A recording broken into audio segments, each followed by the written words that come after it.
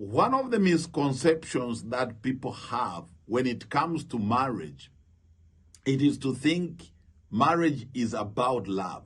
You know, if you can love one another, you're going to have a strong marriage. I agree with that, because you can't marry somebody that you don't love, and you can't stay in marriage where there's no love. But many people overextend the place or the role of love in marriage. You see, people don't get married because of love. Your spouse did not marry you primarily because of love. People don't go into marriage or are driven into marriage, have the desire of getting married because of love. No. People have the desire to get married because they have needs. These needs are there even before they fall into love. That's why people desire to get married even when they are not in love. And so when they get in love, they're just going to fulfill the needs or the desire that is already in them. Let me put it this way. People desire to get married because they have needs, and they choose who to meet those needs because of love. In other words, we are chosen by love to go and meet the needs. If we are loved and chosen, we go into marriage, but we don't meet the needs, we become irrelevant. That's why many people get surprised and say, this man loved me so much, this woman loved me so much, but nowadays it seems like it's not giving me time. It's not. It could be that the person really loved you, but when you came into their life, you are not delivering, you are not meeting their needs, and therefore you become irrelevant, and the love that they had for you dies. And somebody will say, no, if a person loved me, love cannot die. Let me give you an analogy. Suppose you have a dream car. You have a dream car, and you buy that car. If you stay in Pretoria, where I stay, you tell yourself that I'm going to test this car. I'm going to go on a long drive. And then you get into your car, if you are married, with your wife, on your way to Cape Town, about 1,300 kilometers, and you hit the road. By the time you reach Bloemfontein, the car parks, and you call the dealer comes, pick the car, they give you a Carter's car, you go to Cape Town. On your way back, you pick your dream car and come back to Pretoria.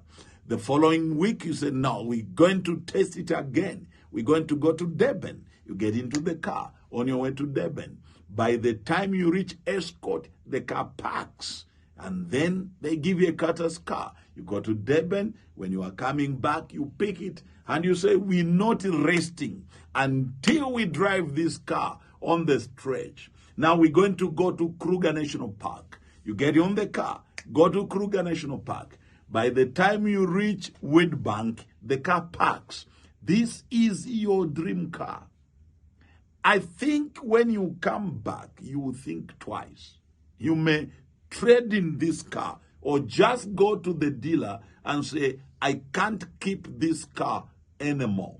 The question is it your dream car? Yes, it is. Do you love the car? Yes, you do. But why are you taking it back? It is because it is not meeting the need that every car must meet, being a reliable transport. In other words, your major purpose of buying a car, it is to have a reliable transport. And because you can't just buy any other car, you bought the car of your dream, or the car that you love.